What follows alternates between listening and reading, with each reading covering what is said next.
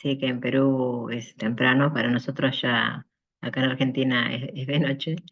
Primero le quiero agradecer a todos los organizadores por la invitación y, y espero estar a la altura del curso. Buenos días para todos. Bueno, el tema que yo voy a tratar es diálisis peritoneal en pacientes pediátricos.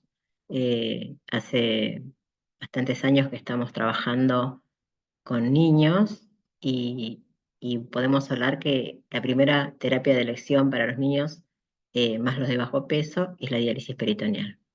Lo ideal sería un trasplante renal anticipado, pero la familia tendría que tener ese futuro, como quien digo yo, esa esperanza de que el niño se trasplante previo a un tratamiento tan invasivo como puede ser la diálisis, pero en muchas situaciones esto no se puede dar. Por diferentes causas, el niño tiene que iniciar sí o sí a un tratamiento de diálisis y ese trasplante tan deseado por la familia, y obviamente más beneficioso para el niño, es muchas veces imposible y por eso tenemos muchos niños en tratamiento de diálisis peritoneal. ¿Por qué no podríamos pensar en poder estar al alcance o a la altura de conseguir un trasplante renal previo al tratamiento de diálisis? Bueno, muchas pueden ser las causas. Obviamente que el debut de una enfermedad en forma súbita, la presencia de una infección activa, la necesidad de una reparación de una vía urinaria, por ejemplo, un cuadro clínico de enfermedad subyacente, un talle y el peso de un paciente muy pequeño y hay que alcanzar un peso adecuado para ese trasplante, que son arriba de los 12-13 kilos, y los niños que están hiperinmunizados. Por eso nosotros no podríamos pensar en un trasplante en forma anticipada en general en los niños. En los niños que son muy pequeños, sí o sí a veces hay que empezar con el tratamiento de diálisis. La siguiente, por favor. Nosotros con los niños, obviamente que tenemos que pensar en los fundamentos que nosotros por los cuales hablamos de iniciar un tratamiento de diálisis. Y sabemos que en varias, estoy escuchando a todos los colegas y a la doctora Paredes, de todo lo que hablaron en cuanto a los fundamentos básicos de lo que es la diálisis peritoneal. Y bueno, yo voy a como tratarlos así como en forma más ligera, porque la verdad que la ponencia de los colegas fue excelente y fue bastante clara. Igualmente también me lo pueden preguntar a mí. Entonces, los fundamentos de la herencia primera para los que nosotros usamos, ya sea tanto como para los adultos como para los niños, es relativamente la misma. O sea que sabemos que la diálisis consiste en la función de una solución en la cavidad peritoneal, que tras un periodo de intercambio ese líquido hace su proceso de diálisis, que hay un intercambio entre la sangre y la solución, y se utilizan soluciones osmóticas que facilitan el pasaje del abuelo soluto. El pasaje es a través de difusión, ósmosis y convección, y el sistema que se usa ahora en estos tiempos es un sistema de doble bolsa, o también automatizado, ¿no es cierto? La siguiente, por favor.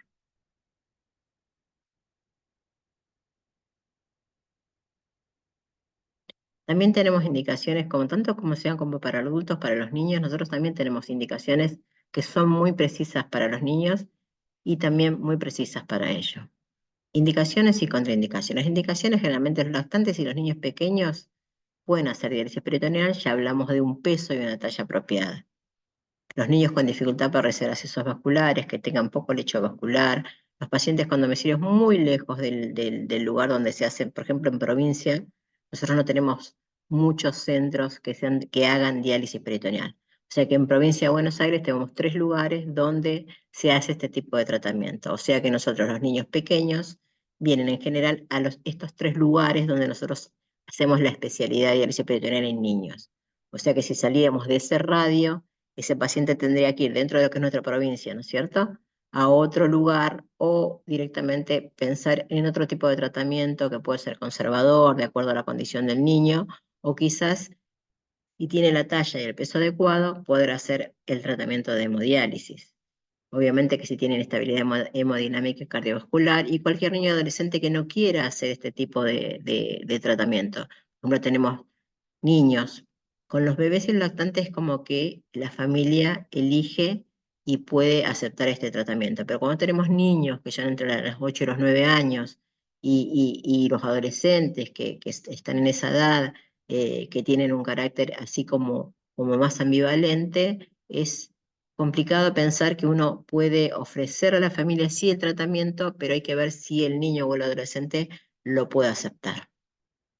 Pero es una indicación para ellos también. Y las contraindicaciones absolutas, bueno, los defectos que tengamos en la pared abdominal, o sea, una hernia diafragmática, una astrosquisis, un fallo severo de la función de la membrana peritoneal. La siguiente, por favor.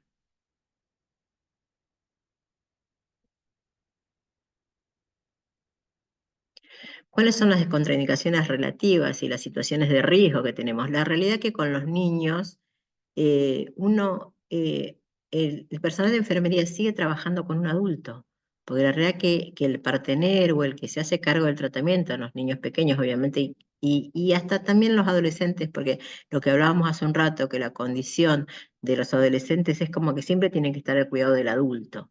Nosotros nos pasa que tenemos que tratar siempre con el adulto porque el niño está al cuidado del padre o de la persona que esté a cargo del tratamiento.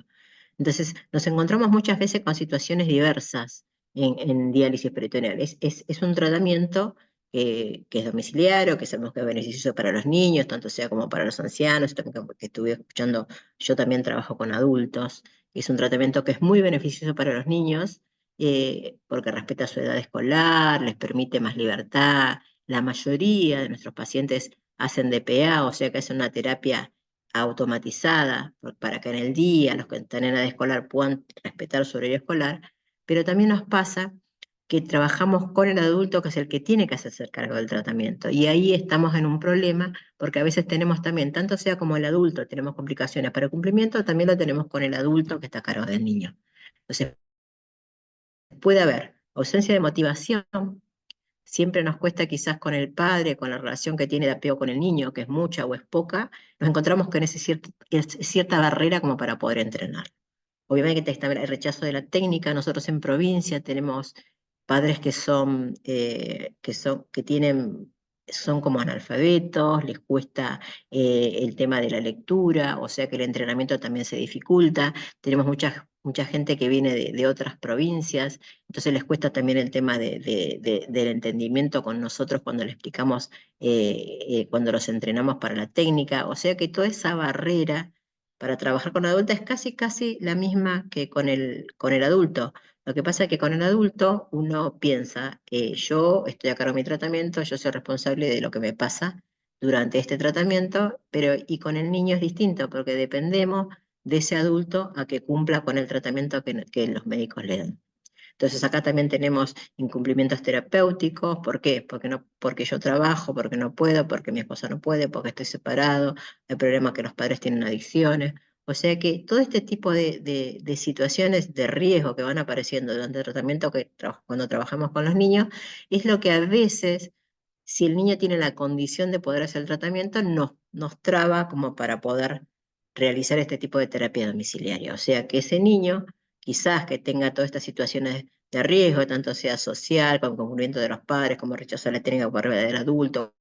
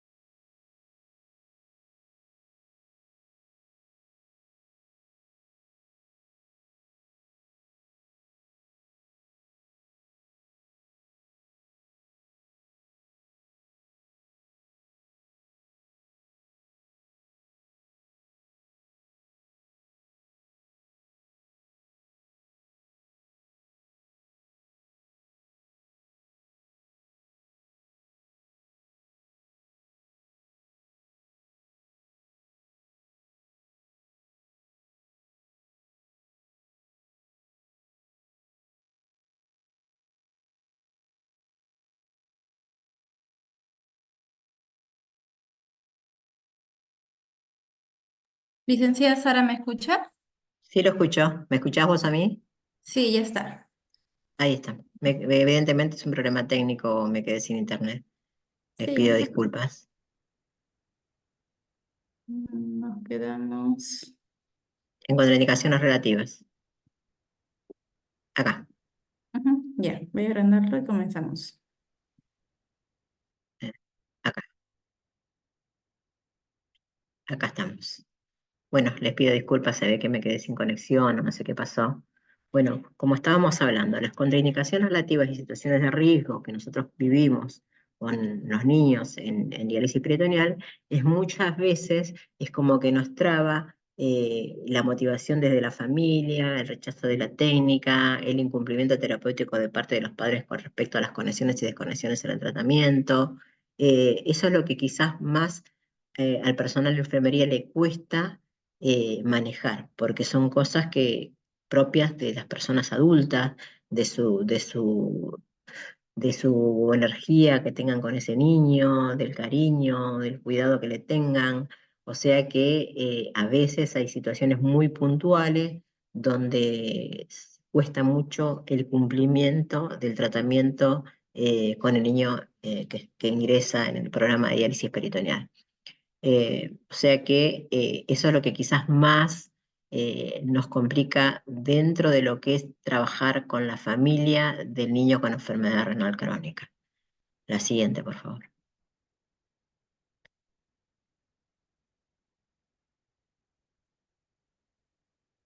Bueno, los criterios de diálisis que nosotros en general vemos dentro del hospital es mucho en época de verano, muchos pacientes con síndrome urémico hemolítico o sea que es un niño que entra gravemente enfermo y obviamente con una anemia terrible porque acá hay un trombocitopenia, o sea que el paciente viene muy descompensado, o sea que sí o sí este paciente entra para realizar el tratamiento. El mismo día que ingresa es el mismo día que se le pone un catéter transitorio y se puede empezar a dializar en el mismo momento después, inmediatamente de la cirugía.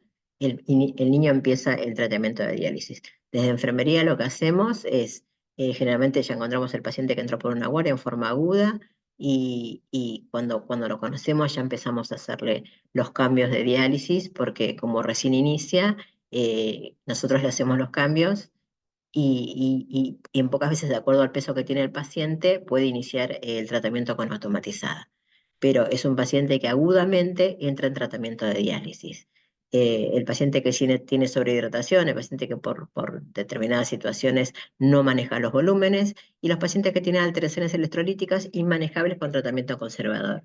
Hiponatremia, hipernatremia, hiperpotasemia, hipopotasemia, hipermagnesemia, o sea que todo lo que es alteración electrolítica nos da la pauta a nosotros, son los criterios para iniciar el tratamiento de diálisis, obviamente el paciente que tiene enfermedad renal crónica, que ya lo sabemos y seguramente viene en seguimiento y apareció con alteraciones electrolíticas, el paciente ya tiene enfermedad renal crónica y bueno, es un paciente que seguramente necesitará tratamiento de diálisis cuando el tratamiento conservador no es suficiente.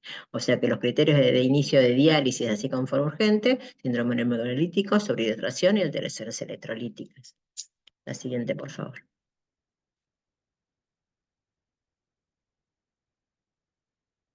Ustedes dirán, el síndrome urémico hemolítico es la famosa enfermedad que todos conocen como fuera la enfermedad de la hamburguesa, ¿no es cierto? Dicen, uy, esa enfermedad en los niños, generalmente son los niños menores de 5 años, y cuando consumen, dicen que es como carne que no está bien cocida. Entonces, ese niño que consume la bacteria que está en Escherichia coli enferma los riñones porque elimina una toxina y hace que los riñones se enfermen y el paciente tiene que ingresar en forma pronta a un tratamiento sustitutivo renal. Cuando nosotros hablamos ya de diálisis, no hablando de estos casos que son como agudos, como de inicio así tórbido, que uno tiene que iniciar sí o sí por forma urgente, cuando nosotros tenemos un paciente que realmente lo podemos programar y trabajar desde otra manera, con una programación como más tranquila, hablamos de aspectos técnicos. Nosotros desde enfermería no somos las encargadas de estar, por ejemplo, dentro del quirófano con el niño, obviamente hacer la charla prediálisis a los padres, ya lo venimos conociendo, porque seguramente hacemos un seguimiento. El niño, a no ser que no entre en esas situaciones rápidas que hablamos anteriormente, si es un paciente con enfermedad renal crónica, quizás se lo va siguiendo durante mucho tiempo, hasta que los valores obviamente nos dicen que tiene que iniciar el tratamiento diálisis, o sea que nosotros al niño ya lo venimos conociendo. O quizás estamos esperando a que engorde un poco más para que el peso nos dé, como para poder iniciar el tratamiento y poner un catéter peritoneal que nos ayude para el tratamiento de diálisis. Nosotros, ¿qué tenemos que saber acá? Tenemos que conocer que los tipos de catéteres que vamos a trabajar con el niño, cuándo vamos a estar en el implante, educamos a la familia, como decimos, con los cuidados de las curas del orificio de salida, como bien dijo la doctora Paredes, es muy importante cuidar el orificio, porque por ahí es donde podemos tener la complicación primaria y después tener una peritonitis y hasta perder la membrana peritoneal. O sea que todo esto de la educación desde enfermería es muy importante dársela a los padres o al familiar que esté a cargo del niño para poder conseguir el éxito en la terapia y para que el paciente no se complique. Hoy vamos a hablar un poquito de soluciones de diálisis.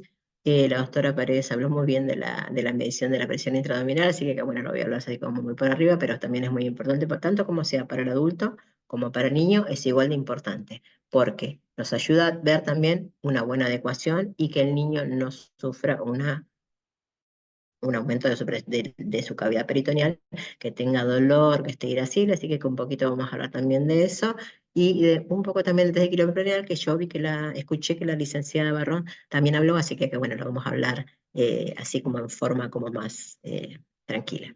La siguiente, por favor. Acá hablamos de tipos de catéteres. Nosotros con los niños, obviamente que usamos de un diámetro mucho más pequeño, la longitud del catéter es mucho más chica que en los adultos. Generalmente usamos los catéteres de Tenkov, que son de silicona, que son más compatibles obviamente con el niño. Pueden ser rectos, pueden ser curvos. Nosotros ahora estamos usando los curvos. Tanto nosotros con los adultos también usamos curvos y nos va muy bien. Tienen menos posibilidad de migrar el catéter, de irse para arriba y de seguir en el fondo del saco. O sea que usamos ese también y lo único que tiene que ser más pequeño, obviamente, entre el rango de 31 centímetros para neonatos y 37 y 39 para los niños más grandes. Obviamente que si tenemos un adolescente o un niño de unos 50, unos 40, tranquilamente se puede hacer un COE 62 sin ningún problema. O sea que para nosotros, si podemos ver, es este tipo de catéter y nos facilita que no migre tanto el catéter y siempre nosotros con los niños usamos doble CAF, que también nos ayuda a fijar el catéter. Y lo que a veces tenemos inconveniente es que si el niño es muy pequeño, podemos tener una obstrucción de CAF, que después les voy a comentar cómo es. Cuando tiene poco celular subcutáneo, generalmente el primer CAF tiende a extruirse para afuera y bueno, y por ahí eso nos puede traer una complicación cuando son los niños muy pequeños. La siguiente, por favor.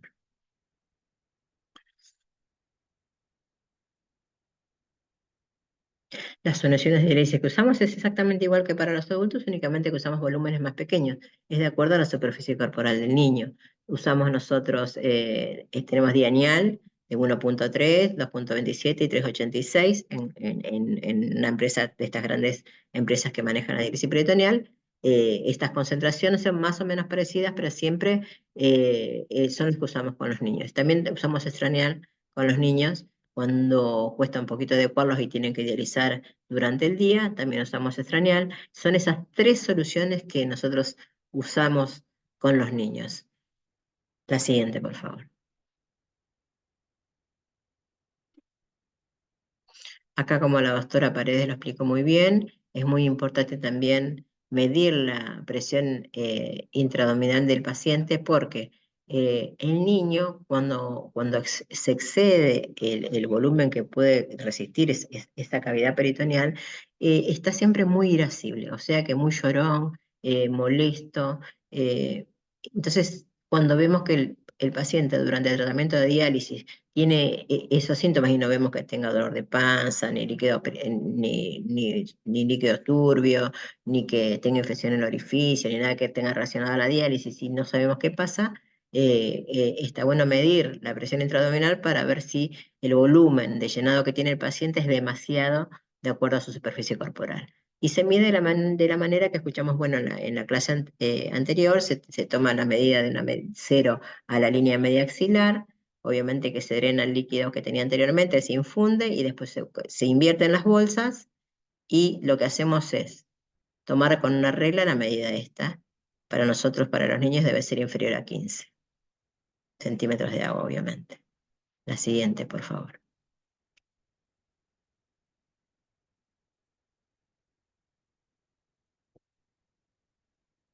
Bueno, para nosotros también es muy importante para la adecuación del test de equilibrio peritoneal. La mayoría de los niños pequeños están en el tratamiento de diálisis peritoneal automatizada. ¿Por qué? Porque obviamente que la membrana, la mayoría de los niños son altos transportadores.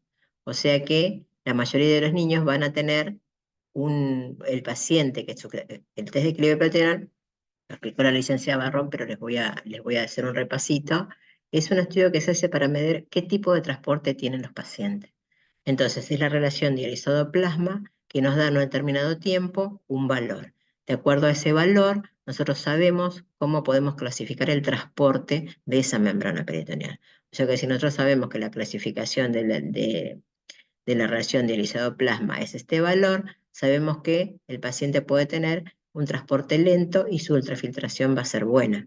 Pero también sabemos que si el paciente tiene una clasificación dentro de este valor, se clasifica en alto o rápido, el transporte es rápido y la ultrafiltración va a ser baja. O sea que de acuerdo a esta clasificación y a este tipo de transporte, es la cantidad de tiempo que necesita la solución de diálisis para sacar más o menos líquido. Nosotros tenemos pacientes que son completamente anúricos, así que a veces, bueno, cuando los pacientes son altos o son lentos, la ultrafiltración es buena, pero ¿qué pasa? Si necesitamos sacar mucho líquido, necesitamos sí o sí tener permanencias cortas para poder sacar más agua. Nosotros tenemos muchos pacientes que son anúricos de tan pequeños, o sea que nos manejamos mucho y aparte necesitamos que ese niño crezca, o sea que necesita alimentarse. Si no se alimenta y no consume leche, nosotros no podemos, no tenemos pacientes. O sea que siempre está ingresando mucho líquido.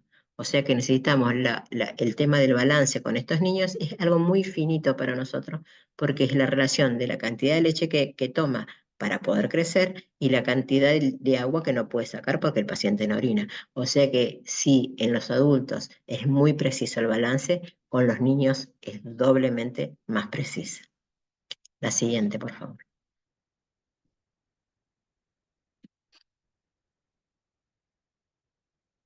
Como hablábamos recién, el test de equilibrio peritoneal a nosotros nos da una ayuda muy importante para poder tener mejor adecuada ese tratamiento de diálisis. Nosotros hacemos los procedimientos para poder ver qué tipo de membrana tiene el paciente, tomamos las muestras, pero la realidad es que la indicación y la prescripción es la del médico. O sea que este tipo de estudio nos va a dar nosotros para dar una buena calidad de diálisis, pero la indicación del tipo de tratamiento es médico. Enfermería lo que hace son los procedimientos. Entonces, la prescripción cualitativa y cuantitativa de la diálisis peritoneal se basa en el fluido y la permanencia de volumen adecuado, de volumen adecuado de acuerdo a la presión intraabdominal, que siempre la tenemos que tener bien en vista para saber la cantidad de volumen que usa el paciente, la cantidad de permanencia que tiene, nos va a dar también el test de equilibrio peritoneal, el tipo de fluido, concentración que va a usar el niño es indicación médica, o sea que vean que todo el equipo trabaja para que tengamos un tratamiento seguro y una buena adecuación para el paciente. Nosotros como trabajamos con niños, es muy importante saber los volúmenes que manejamos. Inclusive cuando nosotros hacemos una diálisis manual en el hospital, tenemos que usar una balanza que nos ayude a medir, obviamente, bien el volumen que vamos a tener con ese niño. Por ejemplo, tenemos de 200 a 400 mililitros es lo que más podemos usar en un bebé. O sea que lo máximo. Y aparte es por metros de superficie corporal en los lactantes. O sea que nosotros ese volumen, imagínense que con la balanza, a veces educar a los padres, es a veces difícil. Por eso la mayoría de los niños está con automatizada, porque la máquina, ¿qué hace? Mide permanentemente y lo hace muy bien el volumen que le infunde al paciente.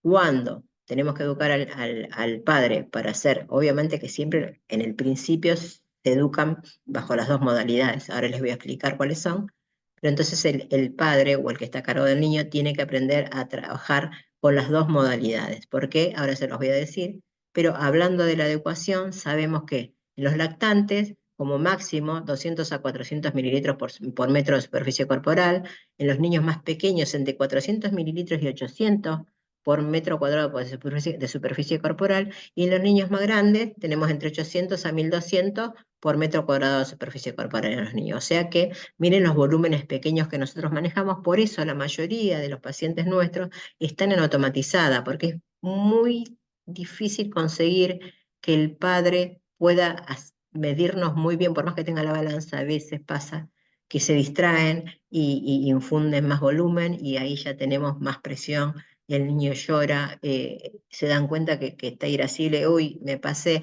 esas cosas es muy delicado, entonces como que nosotros, la mayoría de los pacientes nuestros están en automatizadas y saben hacer manual porque por ahí tomaron una toma de muestra, hacer una permanencia, o vienen al hospital y nosotros se lo hacemos, pero la realidad es que tienen que estar muy bien entrenados y tener la conciencia de manejar muy bien una balanza.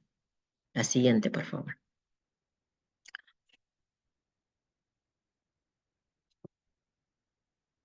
Bueno, como les hablaba recién, nosotros cuando entrenamos a los padres o a la persona que esté a cargo de ese niño, les enseñamos las dos modalidades. La mayoría, el 90% de nuestros pacientes está en diálisis peritoneal automatizada, que usamos una cicladora para poder hacer el tratamiento, y también les entrenamos en diálisis manual porque si hay un corte de luz o pasa algo, tienen que drenar esa cavidad para que el niño no se quede con ese volumen en la cavidad y no lo pueda resolver en el paso de las horas.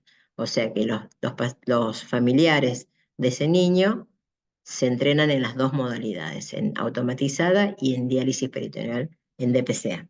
O sea que con todos los cuidados, los dos van a aprender, si es el padre o si es la madre, a aprender a hacer las dos técnicas y después de que ellos sepan hacer las dos técnicas y nosotros ya les tomamos un breve examen y dializan en el centro y hacen una terapia corta y hacen un cambio manual y nosotros vemos cómo manejan la balanza y cómo hacen todo el tratamiento, recién ahí le decimos a los médicos que el familiar o el padre está en condiciones de poder realizar ese tratamiento en forma domiciliaria. Si no lo llegara a aprender o tiene alguna duda, tenemos que volver a hacer el entrenamiento y tratar de conseguir de que ese familiar, ese padre, esa madre adhiera bien a la terapia y pueda hacerlo en forma correcta. Si vemos que hay alguna duda, no se le da el alta y el paciente sigue dializando en forma institucional. La siguiente, por favor.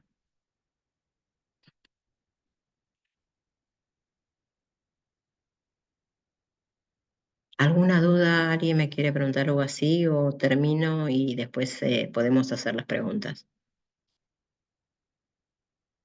Sí, licenciada, puede continuar y al finalizar de su ponencia, los participantes pueden hacer las consultas respectivas. Está bien, gracias. Gracias. Entonces, las complicaciones derivadas de la enfermedad renal crónica en la niñez son una de las más importantes, ahora vamos a hacer hincapié, pero son la mayoría como nos pasa con el adulto. Tenemos obviamente que anemia, tenemos mucha desnutrición, vemos en los niños, que tanto no se ven con los adultos, tenemos retraso en el crecimiento, que ahora vamos a hablar específicamente de esto, y tenemos alteración en el metabolismo mineral, es igual que en el adulto. Pero lo que nos pasa a nosotros con los niños, que el retraso en el crecimiento es muy evidente. Y en el niño es lo que quizás más lo nota y lo siente y lo sufre, porque es un niño bien pequeñito, quizás no tenga la posibilidad de los padres de hacer los trámites para la hormona de crecimiento, o sea que se nota mucho la diferencia de talla en relación a sus compañeros cuando empieza la escuela, cuando va, obviamente si es adolescente, en el secundario. Entonces, desde lo social, el niño lo sufre mucho, O sea que la anemia se controla porque obviamente que en forma médica se puede ir manejando con la medicación, la eritropoyetina, las aplicaciones, la educación para que eso se pueda cumplir. En cuanto a desnutrición, tenemos la nutricionista que los apoya, podemos darle complementos, se incrementa la leche para que el paciente se nutra y poder ir creciendo para que alcanzar un peso adecuado para un trasplante. Y cuando ya son niños y adolescentes, lo que más sufren es verse la diferencia en la talla. Ellos inclusive lo manifiestan permanentemente y es lo que más en forma social los hace sentir diferentes. O sea que se trata en el apoyo del trabajo de equipo y de los médicos, obviamente, de tratar de conseguir esa hormona de crecimiento que lo ayude a poder progresar en su talla y tener una vida dentro de todo lo más normal posible dentro de lo social. Y en cuanto a la alteración con el metabolismo mineral, es como con los adultos, es el tema de los quelantes del fósforo, los tienen que tomar y bueno, en eso también los educamos para que tengan el cumplimiento de poder cumplir con toda la medicación que no los lleve a la complicación ósea. La siguiente, por favor.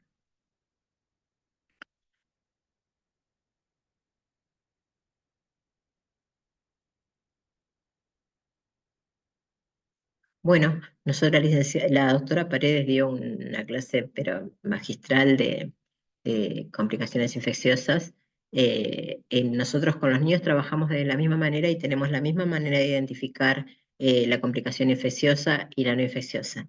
No, al igual que con adultos, tenemos infecciones peritonitis, tenemos tunelitis y tenemos infección del orificio de salida de catéter y se manejan siempre con antibióticos con indicación médica. La mayoría de los pacientes se usa intraperitoneal para la peritonitis, intraperitoneal para tunelitis y para infección de orificio de salida. Con los niños, quizás lo que se hace se hacen antibióticos en forma local sobre el orificio, lo que se usa mucho es ciprofloxacina en gotitas, y se lo educa al paciente al cambio de la curación, al familiar, para el cambio de la curación más en forma más seguida, y lo que es la peritonitis y la tunelitis, en general se hace intraperitoneal con los niños, lo que si son pacientes que están con mucha sintomatología, se los interna.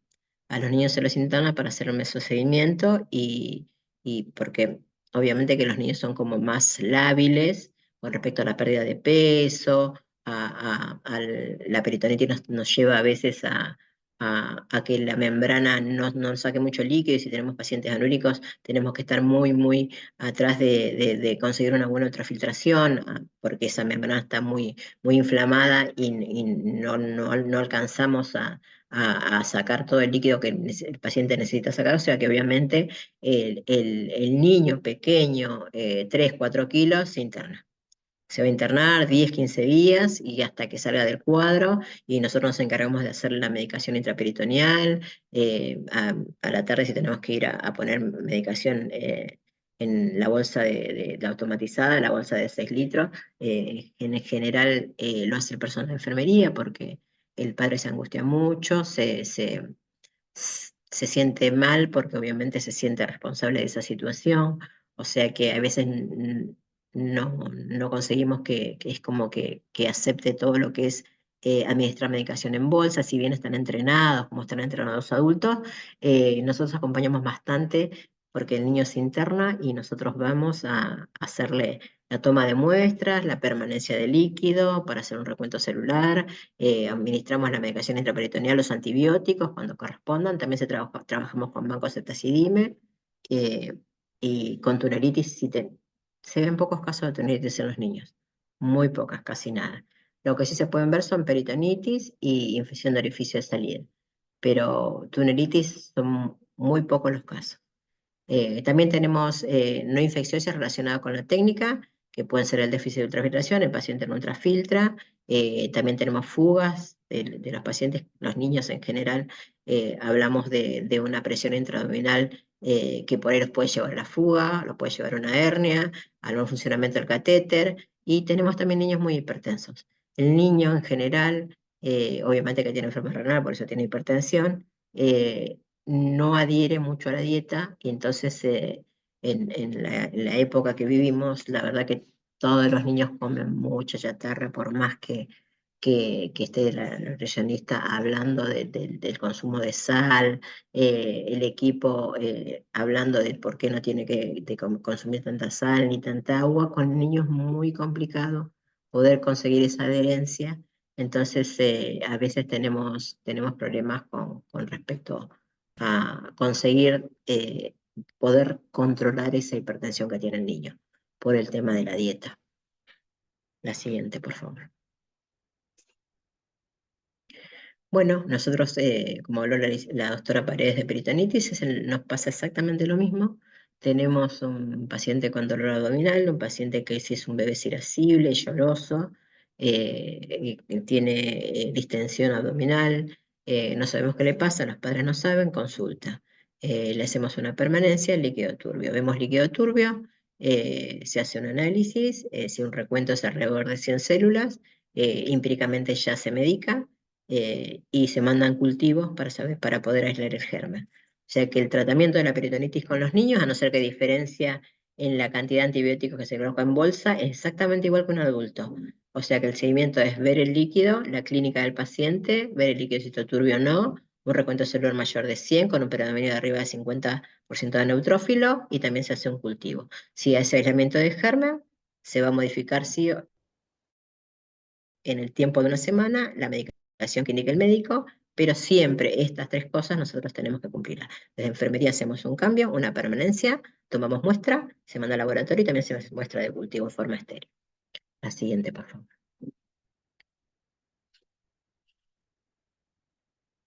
Se le decía, nosotros vemos pocas tunelitis, generalmente, si yo he visto muchas, dos en el tiempo que estoy haciendo diálisis peritoneal con niños, se ve muy poco.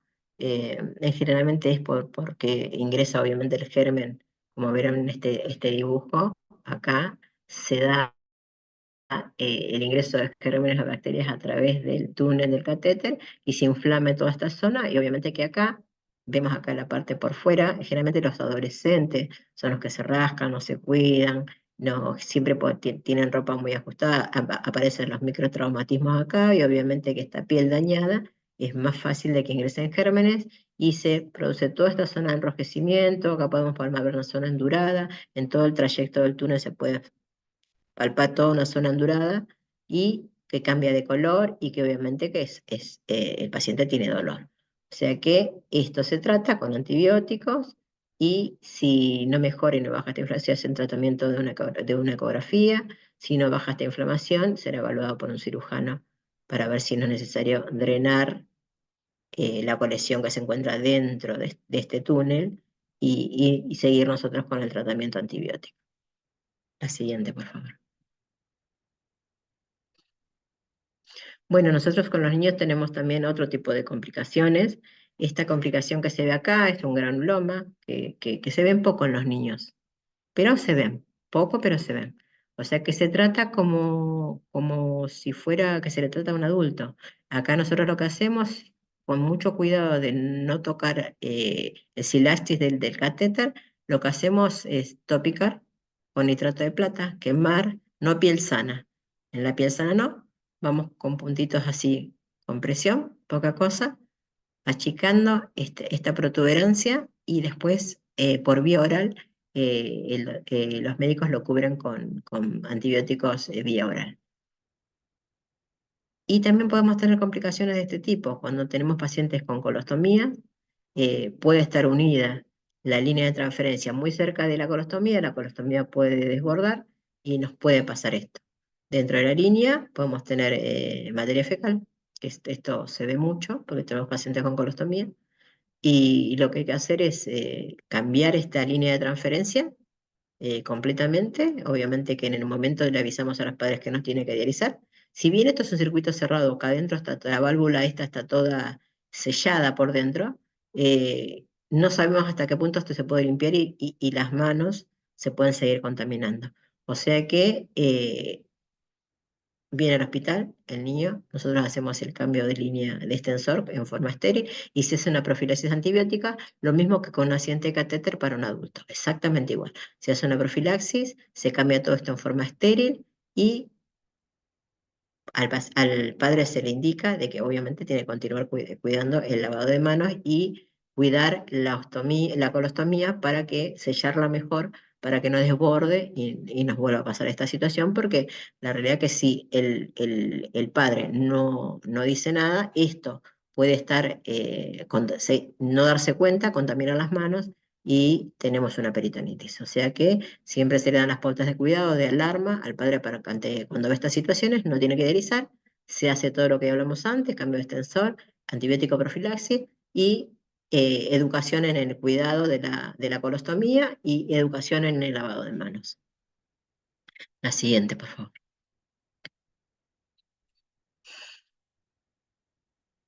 Bueno, cuando hablábamos de la presión intraabdominal, acá tenemos una niña que tiene 2 años, acá tiene una hernia umbilical. En general, las hernias que nosotros más vemos en los niños pequeños son las hernias umbilicales, o en los varones vemos que en los testículos también el líquido se deposita en esa zona.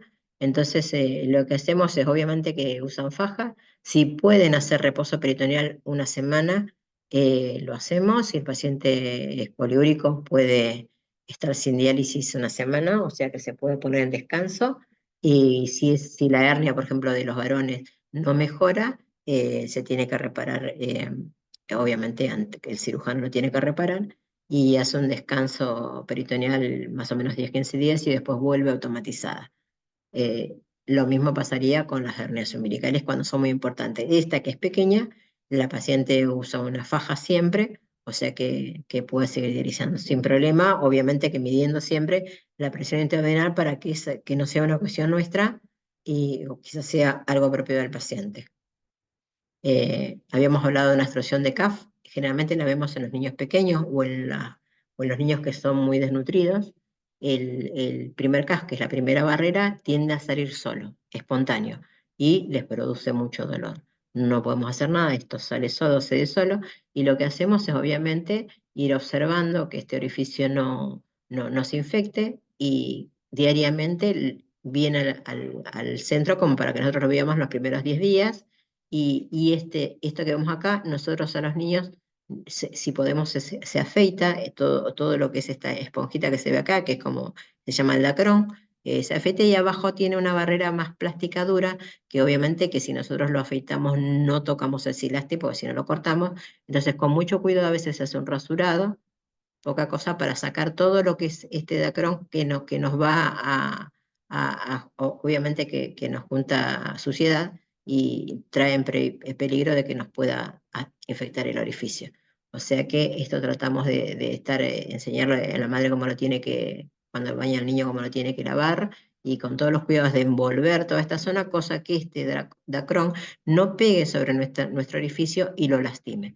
O sea que esto hay que separarlo bien con una gasa por ahí un poquito más gruesa, envolver toda esta zona, cosa que esto no pegue acá al orificio y no siga lastimándolo. La siguiente, por favor.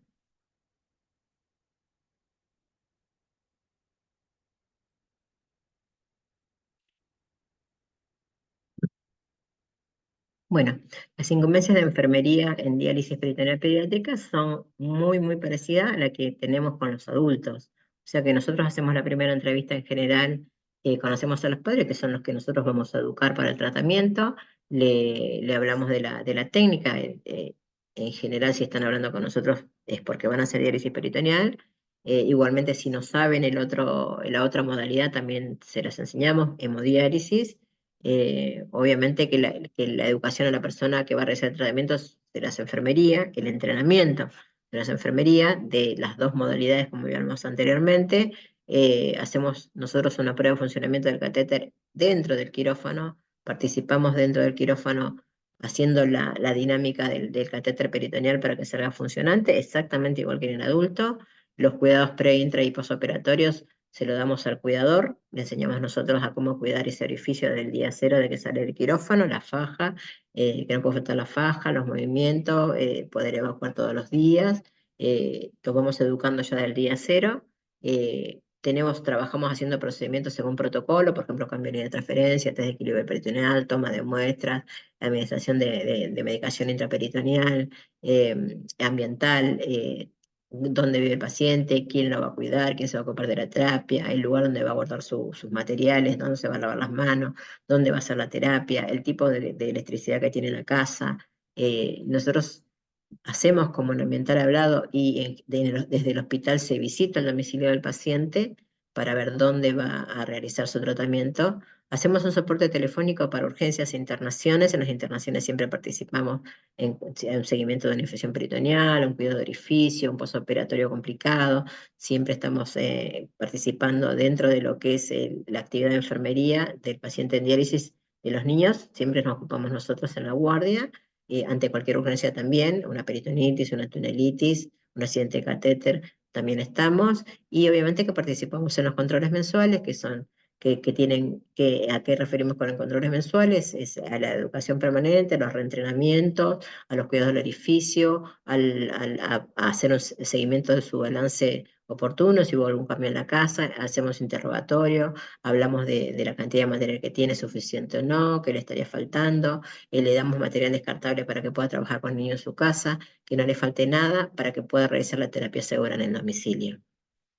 La siguiente, por favor.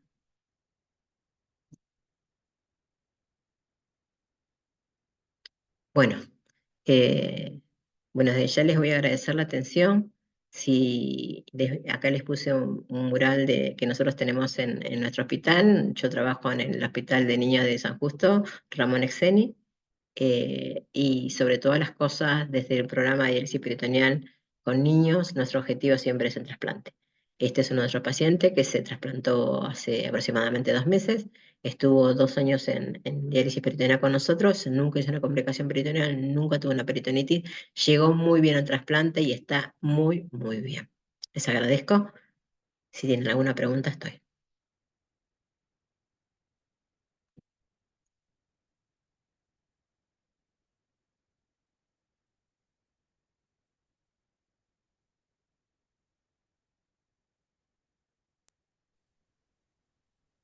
Licenciada, una consulta.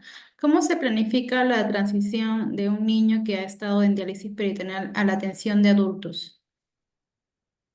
Bueno, nosotros previamente a que ya haya cumplido ustedes me preguntan cuando sale, está después de los 18 años o cuando tuvo una complicación y el paciente necesita pasar hemodiálisis.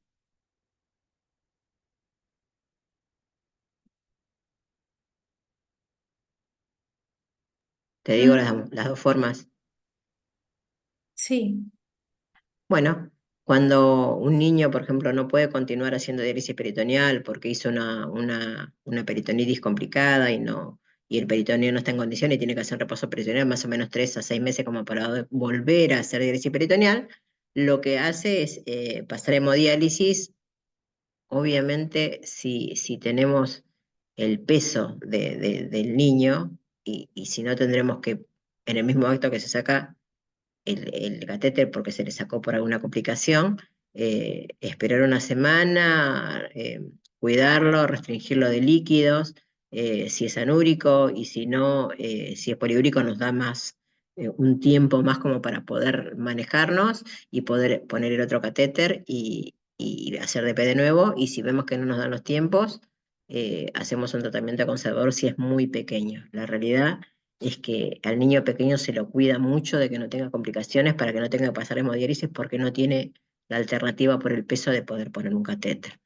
Cuando tenemos un adolescente es distinto porque el adolescente ya es como que ya no quiere tanto hacer de porque no quiere depender tanto de sus padres porque tiene una dependencia permanente.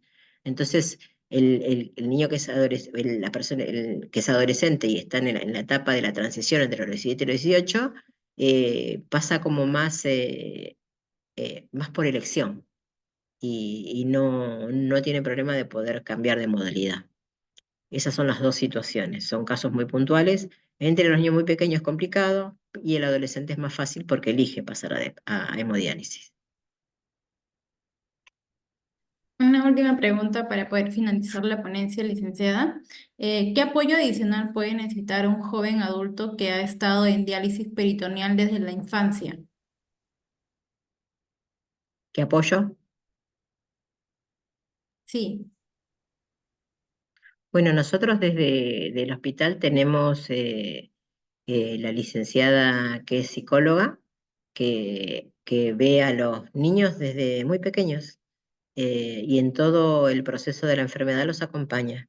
1 o 2 veces por semana ellos tienen acompañamiento psicológico y cuando salen del tratamiento o vienen a nuestros controles, pasan por la licenciada, cosa que les va hablando de los procesos y las etapas que ellos tienen que pasar a lo largo de la enfermedad, porque la realidad es que el niño que empieza con enfermedad renal crónica va a estar enfermo toda su vida o va a estar en tratamiento eh, eh, en diálisis peritoneal, no anduvo bien, tiene que pasar hemodiálisis, pasó algo, se trasplantó en el medio y le fue muy bien, pero la realidad es que un trasplante hoy puede durar 10 a 15 años y esa persona que empezó muy chiquito con enfermedad renal crónica se va a trasplantar 2 o 3 veces en su vida, o sea que va a tener que volver a diálisis, o sea que es una persona que permanentemente va a vivir la enfermedad renal durante toda su vida. O sea que nosotros desde nuestro trabajo,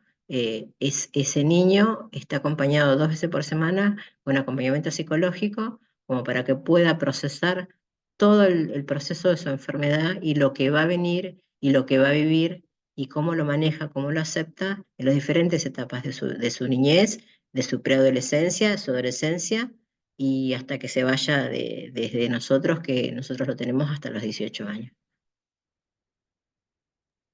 correcto, licenciada. Nuevamente agradecerle por su participación el día de hoy que está teniendo su ponencia. Ha sido un tema muy interesante que nos ha brindado a todos, ¿no? Muchas gracias por ello. Muchas gracias a ustedes por invitarme. Bueno, espero que me puedan invitar otra vez. La realidad que uno hace este trabajo yo digo que desde el corazón, porque trabajar con niños es difícil, es a veces muy triste verlos en esta situación, porque uno grande, bueno, ya tiene unos años vividos, quizás una familia formada, pero con los niños es algo muy difícil de manejar, es muy sufriente en la piel del niño, de la familia, de sus hermanos, de sus abuelos, o sea que se maneja un ámbito social mucho más complejo cuando son pequeños que cuando quizás son adultos. Claro. Muchas gracias de todas formas, licenciada. Que tenga buen día. Hasta luego. Buen día, hasta luego y gracias.